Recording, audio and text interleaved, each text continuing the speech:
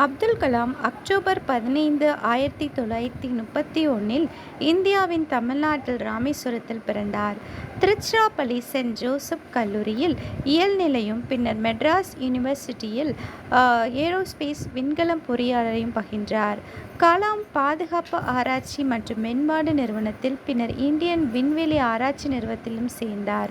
அங்கு அவர் இந்தியாவில் சிவில் விண்வெளி திட்டம் மற்றும் இராணுவ ஏவுகணை மேம்பாட்டு முயற்சியில் முக்கிய பங்கு வகித்தார். ஏவுகணை மற்றும் ஏவுகணை தொழில்நுட்பம் மேம்படுத்துவதில் கலாம் தனது பணிக்காக இந்திய ஏவுகணை நாயகன் என்று புனைப்பெயர் பெற்றார். 1998 இந்தியாவின் போக்ரான்-2 அணுசக்தி சோதனையில் அவர் முக்கிய நபராக இருந்தார். இது இந்தியா அணுசக்தி நாடாக நிறுவியது. அப்துல் கலாம் 2002 முதல் 2007 வரை இந்தியாவில் 11வது ஜனாதிபதியாக பணியாற்றினார்.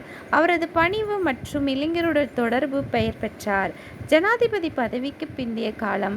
அவர் ஜனாதிபதிக்கு பிறகு கலாம் வருகை தரும் பேராசிரியராகவும் ஊக்கமளிக்கும் பேச்சாளராகவும் குறிப்பாக இளம் மனதை மாணவர்களை ஊக்கப்படுத்தி வந்தார்.